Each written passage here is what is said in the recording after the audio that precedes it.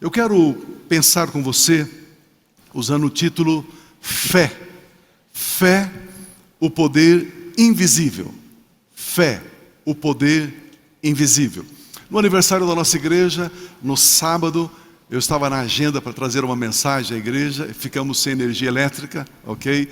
Improvisamos aqui uma caixa de som, e aí então estivemos ministrando um pensamento. Muitas pessoas não puderam chegar por causa da chuva, algumas ruas estavam interditadas. Então parte do que eu comentei naquele sábado eu quero comentar nessa introdução. E a parte final é uma revelação nova da parte de Deus ao seu coração. Eu quero ler um texto de Tito, capítulo 3, a partir do versículo 3. Se você prestar atenção, só na leitura desse texto, nós temos aqui o Evangelho em miniatura. Nós temos aqui o projeto de Deus a favor da humanidade. O texto diz assim: era uma vez, certa feita, houve um tempo em que nós também éramos insensatos, desobedientes, vivíamos enganados e escravizados por toda espécie de paixões, prazeres, luxúrias, pecados. Vivíamos na maldade, na inveja, querendo o que os outros tinham, sendo detestáveis, voltando lá ao 3 ainda, sendo detestáveis e odiando uns aos outros. Eu te odeio. Lembra quando você disse isso uma vez para alguém? Ou pensou? Era isso aí, ó. Eu acabei de ler o seu passado. O texto continua dizendo assim: mas quando da parte de Deus, quem teve a iniciativa?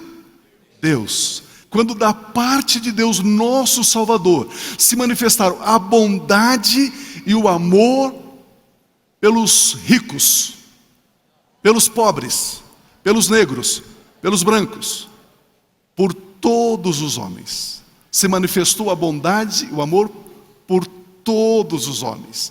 Olha o versículo seguinte: não por causa de atos de bondade, não porque nós fizemos alguma coisa certa, não. O texto diz que vivíamos em maldade, em pecado, em luxúria, em inveja, odiando. Não havia absolutamente nada de bom em nós. Não pelos nossos atos de justiça, por nós praticados, mas devido à misericórdia de Deus. Ele nos salvou pelo lavar regenerador e renovador do Espírito Santo. Nós estávamos mergulhados em imundície, Ele veio e nos lavou. Nos lavou. E o texto diz: não por causa dos atos de justiça, próximo, que Ele derramou sobre nós generosamente. Esse ato de amor Ele derramou sobre nós de uma forma mesquinha, controlada, limitada, abundantemente, generosamente, por meio, através de Jesus Cristo, nosso Salvador. Versículo 7 diz: Ele o fez a fim de quê? Com que propósito? Com qual motivação? A fim de que, justificados, ou seja, agora nós nos tornamos justos, retos e santos, justificados por sua graça. Graça é aquilo que você recebe sem merecer. Por sua graça, nos tornemos seus herdeiros, tendo a esperança da vida eterna. Aleluia, glória a Deus. Que texto impressionante, que texto maravilhoso. Nós somos herdeiros de Deus. Nós somos herdeiros de Deus. Trabalhe isso no grupo familiar essa semana. Nós somos herdeiros de Deus. Queridos, pense comigo. Hoje é o primeiro dia do resto da sua vida. Hoje é o primeiro dia de todos os dias que você viverá sobre a terra. A pergunta é: como é que você vai viver esse primeiro dia da sua vida? Hoje é o seu primeiro dia de todos os dias que Deus lhe dará para você viver sobre a face da terra. Como vamos viver esse dia? A Bíblia Sagrada inclui a humanidade, toda a humanidade, em 2 tempos. Diga comigo assim: 2 tempos. O primeiro tempo é a vida sem Jesus, e o segundo tempo é a vida com Cristo Jesus. A palavra de Deus nos ensina que cada ser humano, todo ser humano, nasce separado, afastado de Deus, e todos carecem, todos necessitam do amor e da glória de Deus. Romanos 3:23 diz: pois todos pecaram. Quantos pecaram? Todos pecaram, estão destituídos, separados, afastados da glória de Deus. Todos pecaram. A pergunta é: quem é melhor do que outro? Quem é melhor? E por que você olha quando uma pessoa erra e você aponta o dedo e diz: ah lá, pecador? Não, isso acontece com a igreja lá na China, não acontece no Brasil. O texto diz que todos pecaram.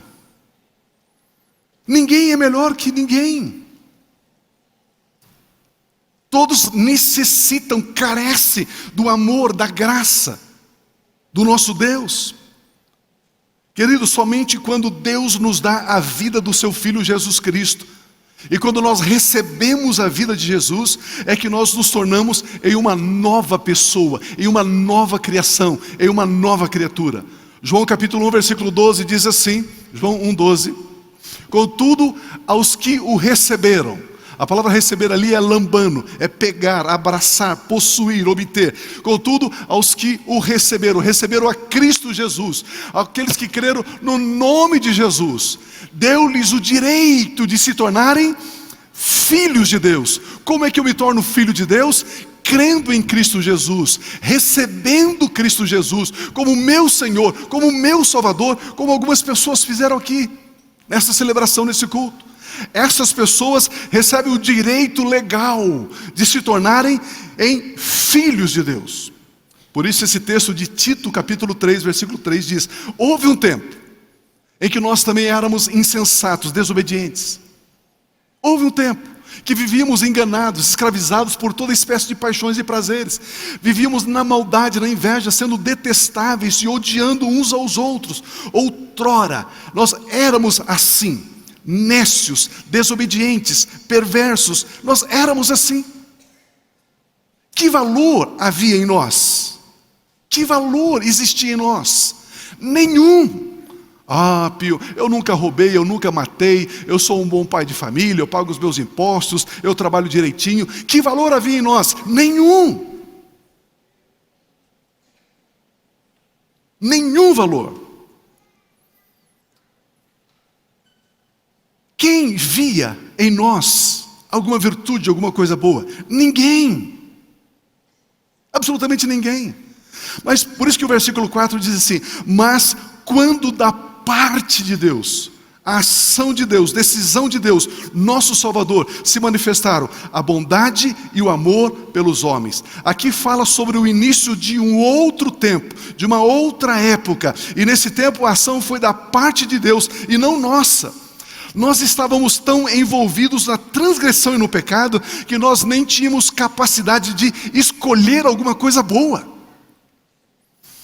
Queridos, quando Adão pecou, Adão não saiu no jardim do Éden dizendo: Deus, aonde você está? Deus, eu pequei. Deus, eu preciso falar contigo. Não foi Adão que foi atrás de Deus, foi Deus que veio atrás de Adão. Não foi você que foi atrás de Deus, foi Deus que veio atrás de você. Da parte de Deus, diz o texto sagrado.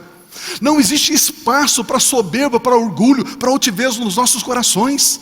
Se não fosse a atitude de Deus de nos alcançar, de que alguém um dia falou para o seu avô, para o seu pai, para a sua mãe, do amor de Deus, e o seu pai e o seu avô receberam Cristo Jesus, e agora eles falaram desse amor a você, ou um amigo seu.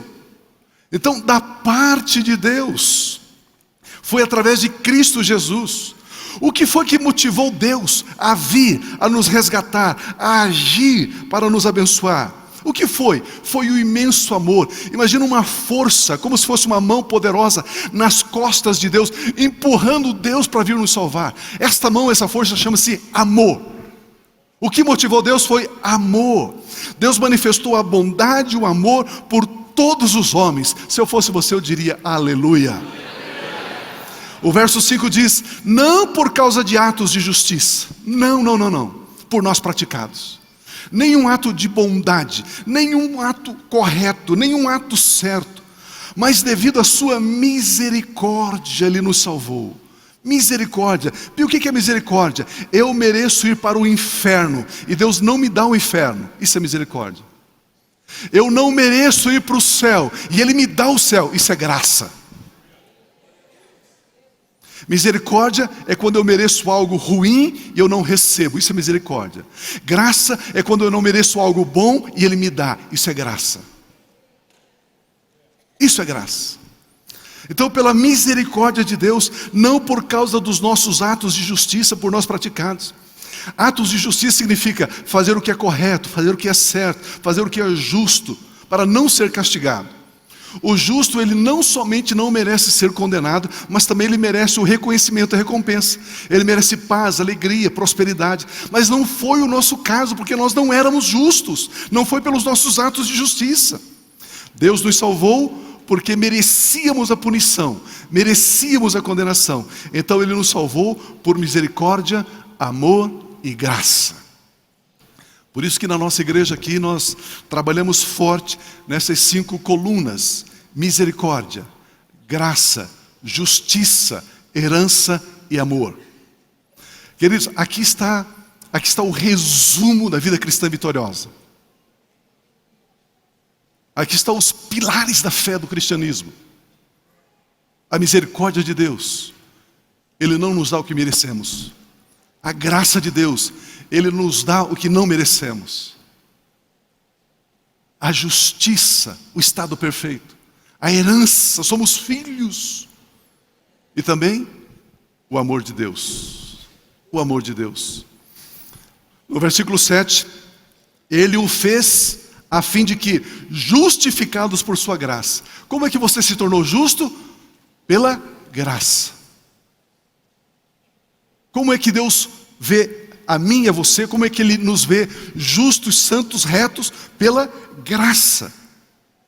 Ele nos justificou, Ele nos declarou justos, Ele nos declarou santos, retos, perfeitos. Ele disse assim. Isso é graça, não merecíamos. E nos tornamos herdeiros dele, tendo a esperança da vida eterna. Que coisa impressionante. Fomos justificados. Foi Deus quem nos justificou. Foi Deus quem declarou que você não deve mais. Foi Deus. Foi Deus que declarou que você é perfeito aos olhos dele. Foi Deus. Agora que Deus declarou que somos justos pela obra de Cristo na cruz. E não somente isso. Deus nos tornou também seus herdeiros. Deus é justo e nos fez justos como Ele é justo, para sermos seus filhos, para sermos seus herdeiros. Não tinha como eu e você nos tornarmos filhos de Deus em pecados. Por isso Ele nos justificou e nos santificou. Agora Ele pode nos adotar como filhos. Agora nós somos filhos de Deus. Veja bem esse texto aqui, essa frase. Justiça é o estado, é a posição daquele que não tem culpa. Justiça é a posição de quem é perfeito. A justiça de Deus me fez sem culpa, me fez perfeito. O meu estado aos olhos de Deus é perfeito. Como vimos até aqui, todo ser humano nasce devedor. Todo ser humano nasce em pecado. Davi no Salmo 51 diz: em pecado eu fui formado, fui concebido, fui gerado.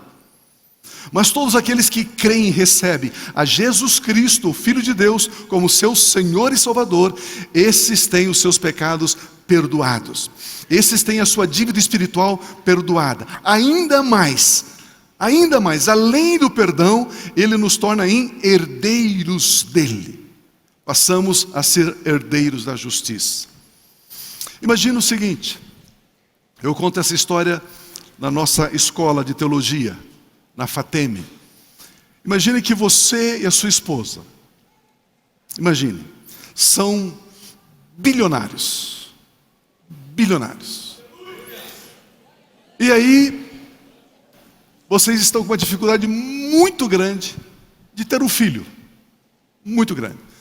Viaja o mundo todo, os maiores especialistas. E um dia, a esposa descobre que está grávida. Vocês ficam felizes. Uau!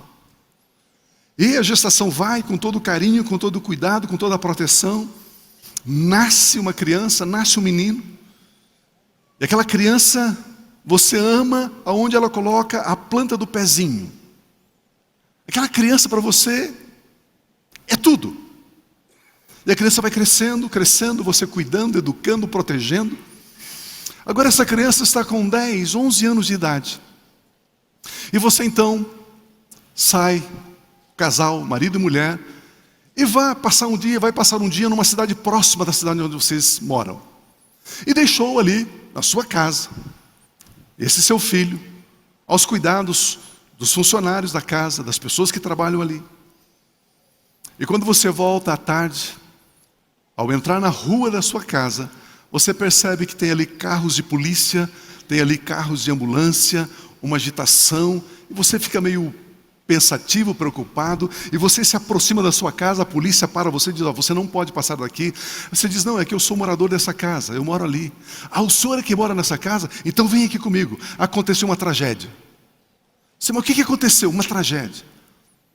Uma pessoa entrou para assaltar a sua casa. Agora à tarde, estava lá o seu filho, uma criança. E ele gritou, e ao gritar, ele foi alvejado por esse delinquente. Mas o que aconteceu com meu filho? Ele morreu. Como assim? Ele morreu. E você entra ali na casa, transtornado, angustiado, triste, e vê ali, numa poça de sangue, o seu filho, 10 anos, morto. Só o corpinho dele ali, na sua casa. A angústia, a dor. Você perde o chão, perde o sentido da existência, perde o sentido da vida. Nós tivemos tanta dificuldade em ter esse filho, agora que entra alguém aqui na minha casa para assaltar, para pegar algum objeto, algum bem material e ceifa a vida do meu filho. Passam uns 10, 15 dias, a polícia te chama, diz, gostaria que você viesse aqui na delegacia. Você chega lá e diz, nós encontramos a pessoa que assassinou, que matou seu filho. Você diz, verdade, verdade. Você tem certeza? Tem certeza. E aí então, o delegado te leva até uma certa altura, tem ali uma grade, atrás daquela grade, tem um rapaz sentado, cabeça baixa. E você olha para aquele rapaz, talvez uns 25 anos, e você diz, foi ele que ceifou meu filho? Foi ele. E você diz para o policial, eu posso entrar lá e falar com ele? Não, o senhor não pode, imagina, de jeito nenhum. Não, mas eu gostaria, não, o senhor não pode, não tem como. Mas eu insisto, teria como eu ter 2 minutinhos com ele? E pelo fato de você conhecer o policial saber quem é você, ele então permite você entrar ali naquela cela. Você entra naquela cela fria, gelada, e você se assenta ao lado daquele rapaz. Você diz, eu sou o pai, ou a mãe, o pai, do menino que você assassinou há 2 semanas atrás. E o rapaz olha assim, agitado, assustado para você, e diz, não, fique tranquilo. Eu quero dizer para você que ele era o meu filho único. Só tinha ele. A minha esposa teve uma dificuldade imensa para engravidar dele. E nós cuidávamos dele assim com tudo que podíamos. E você entrou lá. E você o assassinou. Mas eu vim aqui para dizer 2 coisas para você. A primeira, eu te perdoo. Você está perdoado pelo que você fez. Você está perdoado. E a segunda coisa que eu quero te dizer, por ele ser meu filho único, e eu sou bilionário, eu tenho muito dinheiro, eu gostaria de adotar você, para ser meu filho, para ocupar o lugar dele.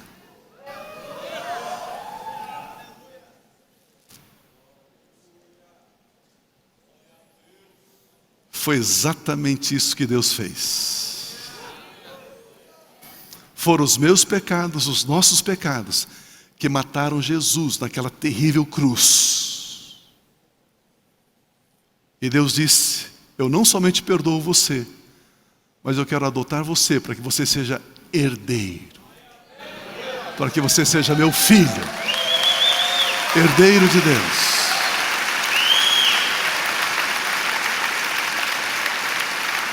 Aleluia.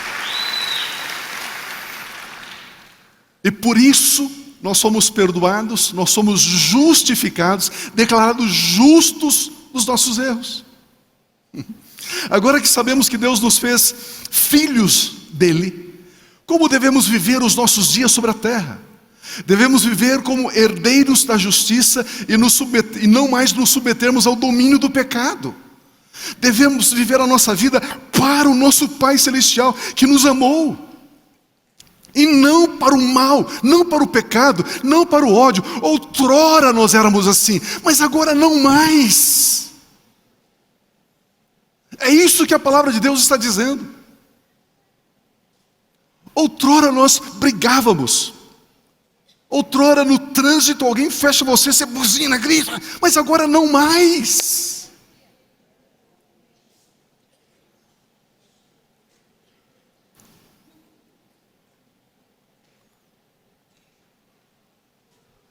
Em Gálatas capítulo 2, versículo 20, como viver a vida que Jesus Cristo nos deu?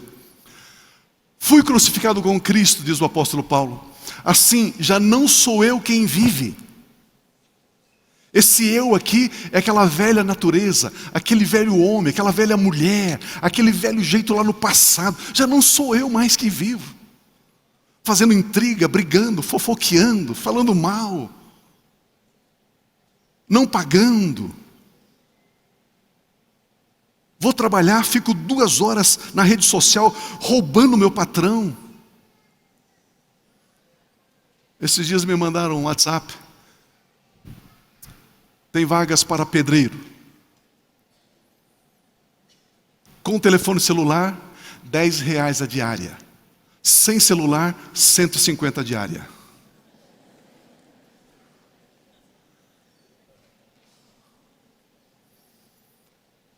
Quantos cristãos estão roubando seus patrões, ficando horas e horas ali nas redes sociais e não produz, não faz o que tem que fazer na empresa? Nós éramos assim, não somos mais. Fui crucificado com Cristo, diz o texto. Não sou eu quem vive, mas Cristo que vive em mim. É Cristo Jesus que vive em mim. A vida que agora vivo no corpo, nesse corpo agora no corpo, eu vivo pela fé no Filho de Deus, que me amou e se entregou por mim. É assim que nós vivemos. O apóstolo Paulo diz que está vivendo menos dependente de si mesmo e mais dependente do que Cristo Jesus fez. Ele está dizendo: eu deixei o velho Paulo, o velho Saulo para trás, e agora estou vivendo uma vida nova, novidade de vida, dependendo do que Jesus fez e não do que eu fiz, não confiando mais na nossa própria capacidade, mas confiando em Cristo Jesus. Devemos viver livres do jugo, do domínio do pecado, e vivermos livres para Deus. É assim que devemos viver. Fé, o poder invisível. Agora que nós sabemos de tudo isso, precisamos crer nessas verdades. Isto mesmo, crer. A fé é o poder invisível que Deus nos deu para vivermos confiantes e dependentes dEle. Fé é o poder invisível que me leva a confiar e depender de Deus. Depender dEle. Confiar nele. É para transformar em realidade as promessas que Ele nos fez. Deus libera a palavra dEle, uma promessa dEle. A minha fé chama a existência, traz a realidade, materializa aquela palavra na minha vida. Romanos capítulo 4, versículo 3, que diz a Escritura? Abraão creu em Deus e isso lhe foi creditado como justiça. Por que Abraão foi considerado uma pessoa reta, íntegra, justa? Porque ele creu em Deus, ele creu na palavra de Deus. Não porque ele fez alguma coisa correta, não. Ele creu. Vejamos aqui passo a passo. Deus nos dá a sua palavra, ou a sua promessa. Ao ouvirmos esta palavra, ao recebermos a palavra de Deus, nós misturamos fé, nós cremos na palavra. Ao crermos, Deus nos declara justos, retos. E como justos, porque nós cremos na palavra de Deus, na promessa de Deus, nós alcançamos a promessa dele.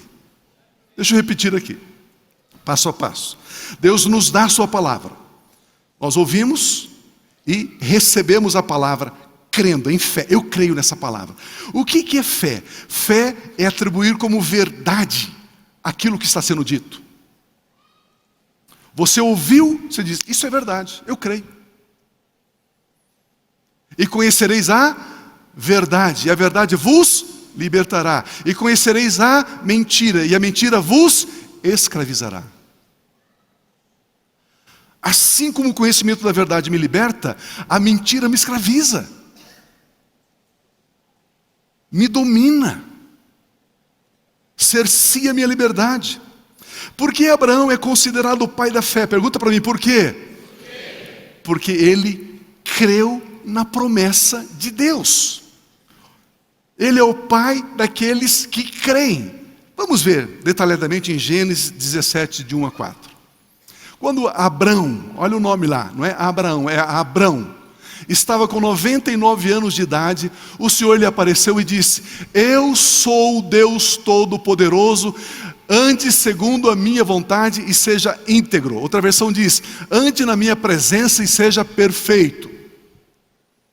Estabelecerei a minha aliança entre mim e você e multiplicarei muitíssimo a sua descendência, ancião de 99 anos.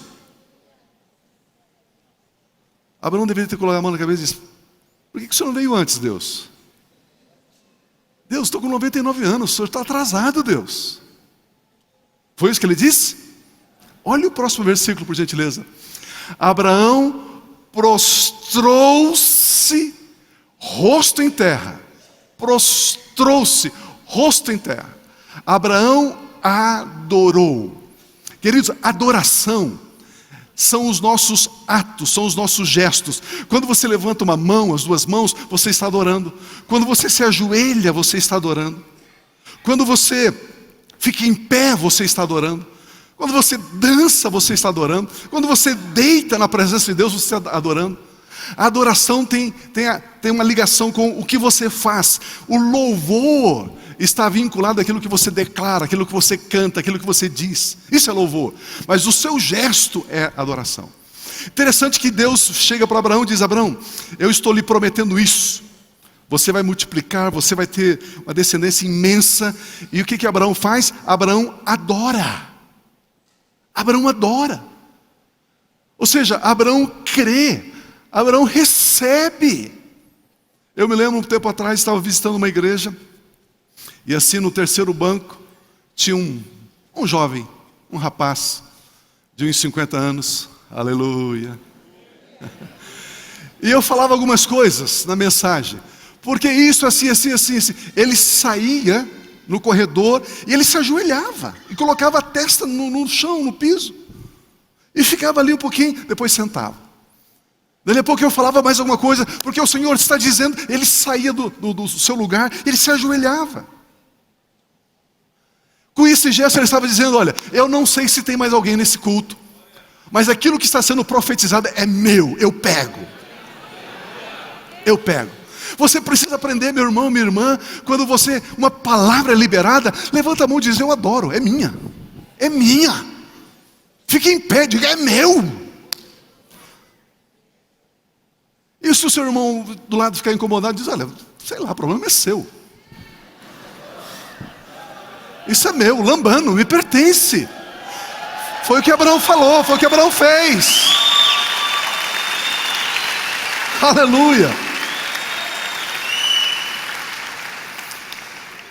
Abraão recebe: estabelecerei a minha aliança entre mim e você, multiplicarei muitíssimo a sua descendência. Abraão prostrou-se com o rosto em terra. Abraão adorou porque ele creu, ele recebeu. Olha o versículo 4. De minha parte, continuou Deus dizendo, esta é a minha aliança com você.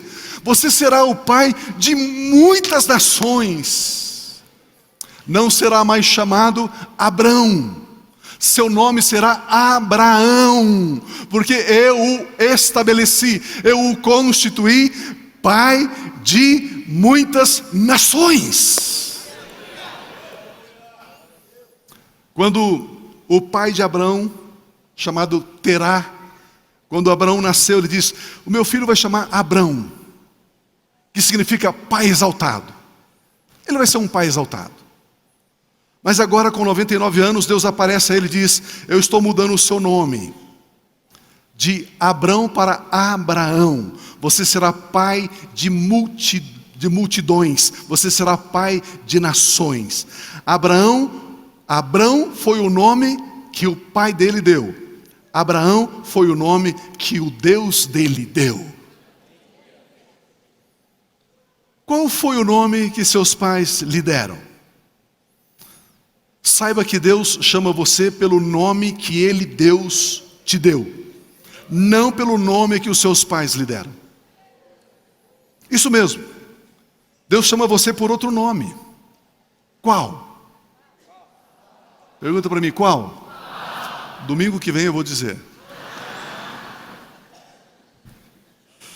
Deus, Ele não te chama pelo nome que o teu pai e a tua mãe te deu. Ele te chama por outro nome. Sabe como que Ele te chama? Ele te chama meu filho amado, minha filha amada. É assim que Ele nos chama. É assim que Ele nos chama. Aleluia. É assim que Ele nos chama. Quando Jesus saiu das águas do batismo ali no Rio Jordão, Ele sai, a Bíblia diz que os céus se abrem, o Espírito Santo desce em forma corpórea, parecendo uma pomba, pousou sobre Jesus, e Deus Pai lá do alto diz: Ele é Jesus. Foi assim? Nunca, amados, você vai encontrar nenhum texto na Bíblia Deus chamando de Jesus. Ele não chama Jesus de Jesus, Ele chama Jesus de meu filho amado. Este é meu filho amado. É assim que Ele chama. O nosso nome nos foi dado pelos nossos pais, para a sociedade, para o ambiente social saber.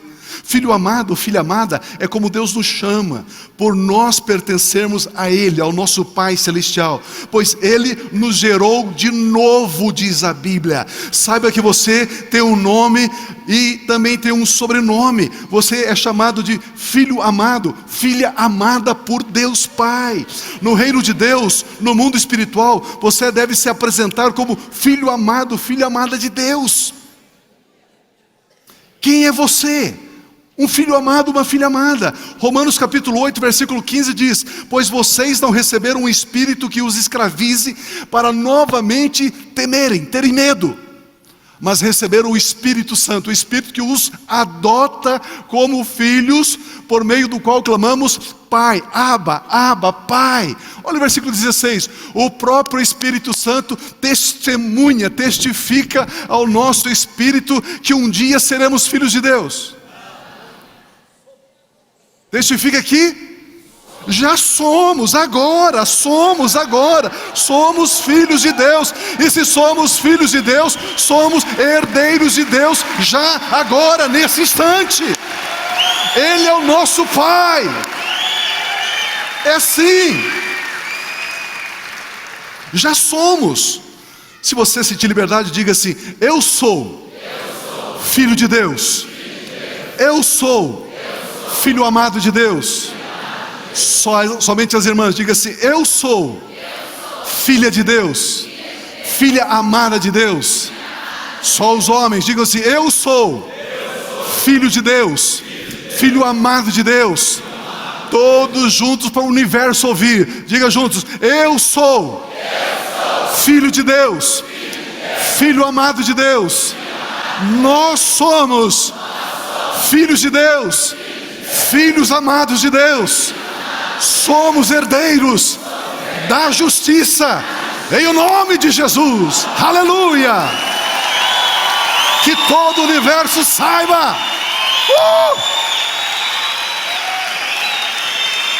Aleluia. Amados, quando um pai vai apresentar um filho a algum lugar, ele não diz: esse aqui é o João Epaminondas da Silva. Ele diz: aqui é o meu filho, aqui é minha filha. É assim que nós apresentamos os nossos filhos. Ele é meu filho, ele é minha filha.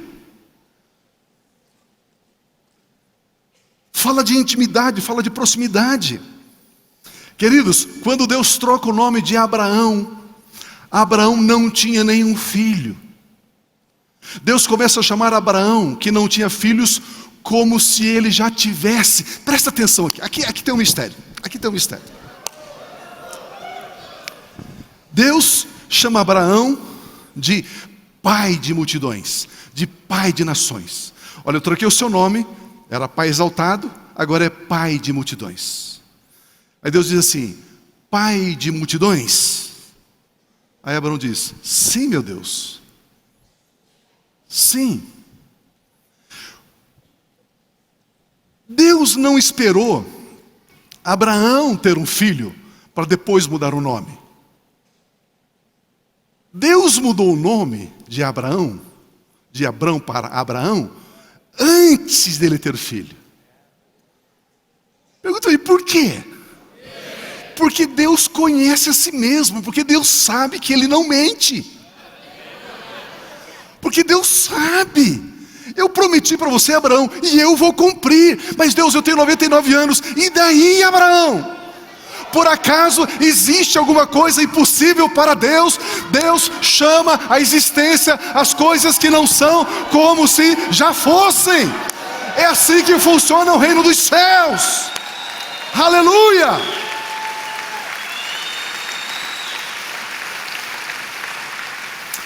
E o texto sagrado diz que Abraão creu em Deus. Deus, se o Senhor está me chamando de pai de nações, de pai de multidões, eu creio. E isso foi dado a Abraão um crédito de torná-lo justo, perfeito, porque ele creu em Deus. A promessa de Deus para Abraão é verdade. E conhecereis a verdade vos libertará. Ele pegou a palavra e disse: isso para mim é verdade. Eu atribuo verdade, veracidade ao que Deus está me dizendo. E aí então ele conhece essa verdade. Essa verdade o liberta da esterilidade. Essa verdade o liberta do fato de não ter filho, de não ter descendente. Essa verdade o projeta para ser pai de nações, pai de multidões. A fé que tenho me leva a ter e ser o que a palavra de Deus diz que eu tenho e o que eu sou. Se Ele está dizendo: você é um filho amado, você é uma filha amada, creia nisso. Levante pela manhã, segunda-feira, terça-feira, qualquer dia da semana, dê aquela olhada no espelho, encara você mesmo no espelho e diz: eu sou um filho amado de Deus. Você, mulher, diz: eu sou uma filha amada de Deus. Eu sou a justiça de Deus em Cristo Jesus. Ele prometeu, Ele é fiel, Ele não mente, Ele vai cumprir. Mesmo que as circunstâncias não sejam favoráveis, mesmo que os problemas ainda estão me açoitando, me assolando, mas eu sou filho de Deus, eu sou herdeiro de Deus, eu sou a habitação do Espírito Santo de Deus. O anjo do Senhor acampa ao meu redor. A palavra de Deus me pertence, as promessas do meu Pai me pertencem. Eu sou o herdeiro de Deus, porque eu sou o filho amado de Deus. Aleluia! Sim, Senhor.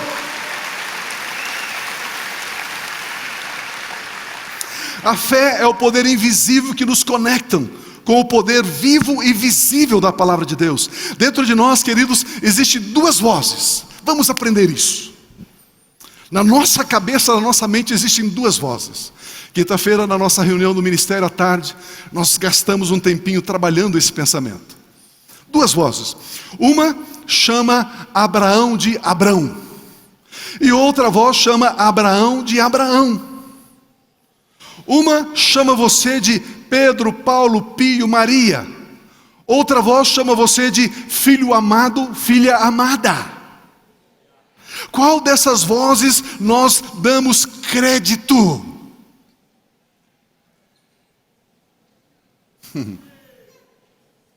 Meu Deus! Qual desses pensamentos nós abrigamos, nós agasalhamos na nossa mente? Qual a mente que nós estamos usando? 1 Coríntios 2,16 diz: quem conheceu a mente do Senhor para que possa instruí-lo, ensiná-lo? Nós, porém, temos a mente de Cristo. Nós temos a mente de Cristo. Um pegou aqui, ó. Nós temos a mente de Cristo. Pegue, adore, levanta a mão, diga meu. Você está falando comigo. Nós temos a mente de Cristo. É o que a palavra de Deus nos instrui. Queridos, a mente de Cristo não duvida, a mente de Cristo não tem medo, a mente de Cristo não fracassa, a mente de Cristo ama, a mente de Cristo perdoa, a mente de Cristo crê, a mente de Cristo serve, a mente de Cristo triunfa em toda e qualquer circunstância. Aleluia!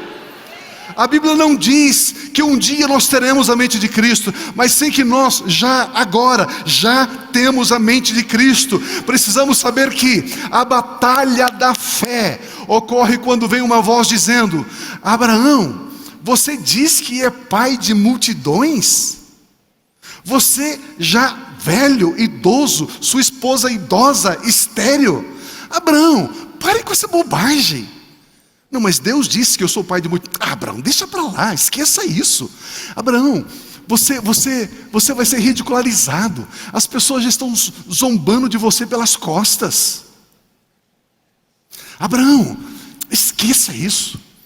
Inclusive, é tão parecido o seu nome Abraão como Abraão. Se alguém perguntar, você diz: não. Se você continuar dizendo com uma boa dicção, Abraão, você fala, pai de multidões? Abraão, não faça isso. Vocês não acham que estas vozes perturbaram a mente de Abraão, semana após semana, mês após mês, ano após ano? Vocês não imaginam que ele não foi açoitado, que ele não foi atacado por esses pensamentos? Com certeza Abraão foi atacado pelo mal, para duvidar do que Deus lhe havia dito, lhe havia prometido. Assim também conosco acontece a mesma coisa. Mas neste momento você deve declarar, deve dizer, deve repetir a promessa que Deus fez sobre a sua vida. Você está dizendo: eu sou como árvore plantada junto a ribeiros de água, eu dou fruto na estação própria, tudo que eu faço prospera, tudo que eu faço prospera, tudo que eu faço prospera, tudo que eu faço prospera, tudo que eu faço prospera, tudo que eu faço prospera, tudo que eu faço prospera. É a promessa de Deus. Aleluia. Mas aí vem uma voz e diz: você viu o saldo da sua conta bancária? Você está sendo ridículo se continuar dizendo isso. Pare com isso, é bobagem. Você viu que esse mês a sua empresa faturou menos ainda que o mês passado? E você está dizendo que tudo que você faz prospera? E aí são duas mentes, dois pensamentos atacando você, da mesma forma como Abraão foi atacado. Mas você deve dizer: não importa o que as situações, as circunstâncias estão me dizendo, eu sou um filho amado de Deus, eu sou a filha amada de Deus, isto é verdade, isto é assim, eu creio que é assim, está escrito, Ele me chama de filho amado. E depois você deve glorificar, adorar a Deus pela promessa. Você deve dizer: Pai Celestial, eu te louvo, eu te glorifico, porque o Senhor diz que eu sou o teu filho amado, eu sou a tua filha amada, eu te exalto, eu te glorifico, Senhor. Meu Pai. Quando vem pensamentos de que você não vai vencer essa luta, você não tem forças para continuar, você será envergonhado nessa situação, você deve declarar: escrito está, eu sou um filho amado de Deus, eu sou uma filha amada de Deus, eu glorifico a Deus, porque eu sou um filho amado de Deus, louvado seja Deus, aleluia, engrandecido seja o meu Pai Celestial. Você deve dizer: eu que habito no esconderijo do Altíssimo, na sombra do Onipotente eu descanso. Eu digo do Senhor: tu és o meu Deus, o meu refúgio. Eu sou um filho amado, eu sou templo do Espírito Santo. O anjo do Senhor acampa ao meu redor e Ele me livra. É o que está escrito: eu sou um filho amado, eu sou uma filha amada. Esta é a minha convicção. Eu atribuo verdade a esta promessa divina. Fé, fé, fé, eu creio. Aleluia. Olha o que diz o Salmo 27, versículo 1. O Senhor é a minha luz e a minha salvação. De quem terei temor? De quem terei medo? O Senhor é o meu forte refúgio. De quem terei medo? O Senhor, voltando lá, o Senhor será a minha luz. Talvez um dia o Senhor é a minha luz. Vamos ler todos juntos, de voz alta? O Senhor é a minha luz e a minha salvação. De quem terei temor? O Senhor é o meu forte refúgio. De quem terei medo? O versículo 3: ainda que um exército se acampe contra mim, ainda que multidões de adversidades se acampe contra mim, se eu for para cá adversidade, para cá adversidade, para cá adversidade, para cá adversidade, meu coração não temerá, porque tudo aquilo que você vê é passageiro, mas aquilo que você não vê é eterno. Meu coração não temerá. Meu coração não temerá. Aleluia. Mesmo assim estarei confiante, diz o texto. Mesmo assim estarei confiante. Diga comigo assim: confiante. Segura essa palavra no seu coração: confiante. Versículo 5: pois no dia da adversidade Ele me guardará protegido em sua habitação, eu que habito no esconderijo. No seu tabernáculo me esconderá e me porá em segurança sobre um rochedo.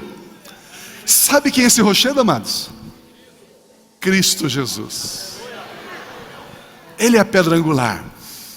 Ele é a rocha da qual saiu água para dessedentar o povo ali no deserto. Ele é meu rochedo, Ele é minha rocha. Ele. Olha o versículo de número 14. Espere no Senhor, seja forte, coragem, espere no Senhor. Romanos capítulo 10, versículos 10 e 11 diz: pois com o coração se crê para a justiça. O que é a justiça? Estado perfeito. Eu creio que eu sou estado perfeito no meu coração. Com o meu coração eu creio que Ele me tornou justo, reto e íntegro. E com a minha boca eu declaro isso. Com o coração eu creio, com a minha boca eu declaro. Olha o versículo seguinte, diz assim: como diz a Escritura, como diz a palavra de Deus, os bonzinhos que confiam nele, aqueles que nunca erram na vida e que confiam nele, todo o que nele confia jamais será envergonhado. Jamais será envergonhado. Aleluia. A palavra envergonhado aqui no grego ela é muito forte. Ela é muito forte. Significa desonrado, humilhado, ficar corado de vergonha, terminar em desilusão. Ele diz: aquele que nele crê não será desonrado, não será humilhado, não vai corar de vergonha, não vai terminar desiludido. Aquele que nele confia, ele é perseverante, ele está guardado, ele está protegido. Todo aquele que nele confia não será envergonhado.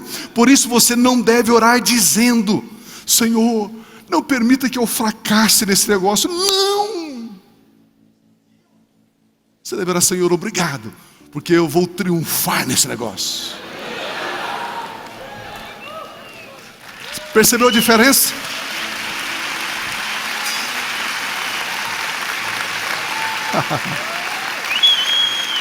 A nossa oração não é oração de medo. Deus cuida, Deus proteja, Deus... Não, Deus, obrigado, porque nós podemos triunfar. Deus, obrigado, porque nós somos mais que vencedores em Cristo Jesus. Pai Celestial, eu sou teu filho amado, eu sou tua filha amada. Senhor, a tua palavra diz que eu confio no Senhor e eu triunfo, e o Senhor não vai me permitir ser envergonhado nessa situação. Não é o que a nossa mente diz, mas sim o que a palavra de Deus diz que devemos crer. Vamos concordar com as promessas de Deus, vamos concordar com a palavra de Deus, vamos confiar na palavra de Deus. Fé é o poder invisível. Por isso o Salmo 27 diz: pois no dia da adversidade Ele me guardará protegido em sua habitação, no seu tabernáculo me esconderá e me porá em segurança sobre um rochedo. Aleluia. Romanos capítulo 4, versículo 20. Mesmo assim, quando Abraão foi açoitado, mesmo assim não duvidou, nem foi incrédulo em relação à promessa de Deus. Ele não duvidou. Ele atribuía verdade àquilo que Deus havia prometido, mas foi fortalecido em sua fé, e ele dava glória a Deus. Dar glória a Deus é com ação, com atitude, postura, adoração. Olha o versículo 21. Estando 50% convencido, 90% convencido, 99% convencido, estando plenamente 100% convencido, não tinha espaço para duvidar, não tinha espaço para temer, não tinha espaço para questionar, não tinha espaço para arrazoar, não tinha espaço, estando plenamente convencido de que Deus é poderoso para cumprir aquilo que Ele tem prometido. E Ele promete para mim e para você: os próximos dias são dias de colheita, os próximos dias são dias de abundância, os próximos dias são dias do sobrenatural, os próximos dias são dias de vida abundante, são dias de paz, são dias de alegria, porque o Senhor dos exércitos, Ele é o nosso Pai Celestial. Nós somos filhos amados de Deus, e o inimigo não pode te tocar, o inimigo não vai triunfar sobre a sua vida. Você é mais que vencedor em Cristo Jesus, que te amou abundantemente.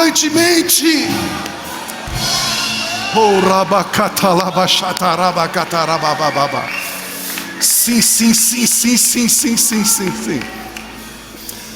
Estando plenamente convencido, totalmente convencido. Não, mas é que eu recebi um e-mail, Pio, que estando totalmente convencido. Não, é que alguém disse estando totalmente convencido. Aquele que prometeu é fiel. Aquele que prometeu pode cumprir. Meu Deus,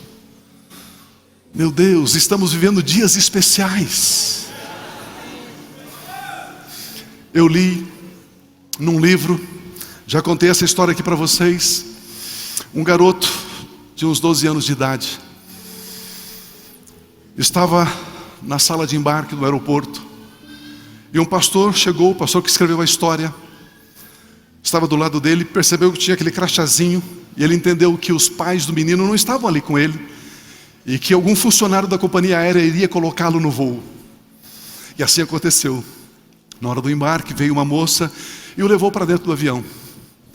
Depois que o pastor embarcou, ele se assentou ao lado do garoto, e ao sentar ali, a aeromoça havia dado para o menino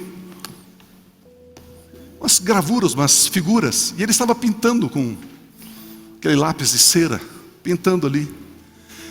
Na hora de decolar, a aeromoça veio, travou a mesinha, colocou o cinto nele e disse: depois que a gente decolar, aí então eu lhe dou novamente os desenhos. E assim fez. Quando o avião já estava lá em cima, tranquilo, voando, ela veio, baixou a mesinha mais uma vez, colocou ali os desenhos, deu os lápis para ele e ele começou a pintar. E de repente o avião entrou numa grande turbulência. Uma grande turbulência. Agitado e agitado para lá, todo mundo assim, nervoso, em suspense. E esse pastor olhou com o garoto, e o garoto dava risada, e ele tentando desenhar, tentando pintar os quadrinhos, e por causa da turbulência saía fora das linhas do desenho, e o menino dava risada. Quando o avião estabilizou de novo, o pastor olha para aquele garoto e diz: menino, você não ficou com medo da turbulência? O garoto olhou para ele e disse assim: não. Mas por que você não ficou com medo? O garoto olhou para ele e disse: o meu pai é o piloto.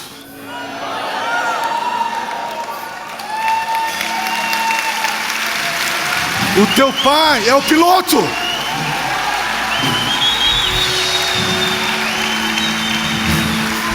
Meu Deus!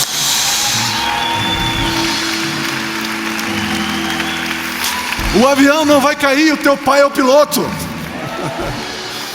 A tua empresa, a tua saúde, a tua família, o teu pai, tua mãe, teu filho, eles não vão cair. O teu pai é o piloto. Você é um filho amado. Você é uma filha amada.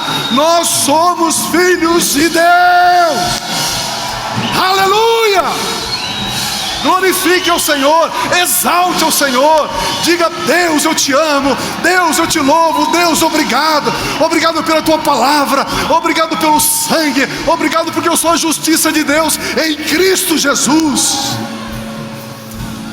Diga duas palavras, duas frases de gratidão a Ele.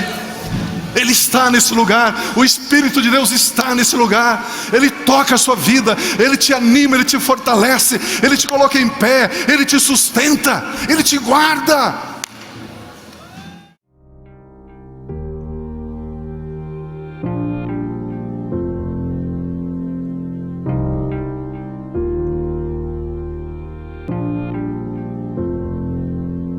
Não tem nada a ver com o que temos ou com o que fazemos, tem a ver com o que somos.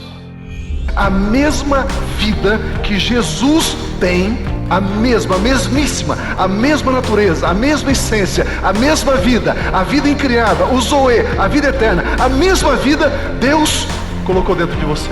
E você avança com absoluta certeza e segurança, porque você sabe quem você é. E quando você sabe quem você é, e quando você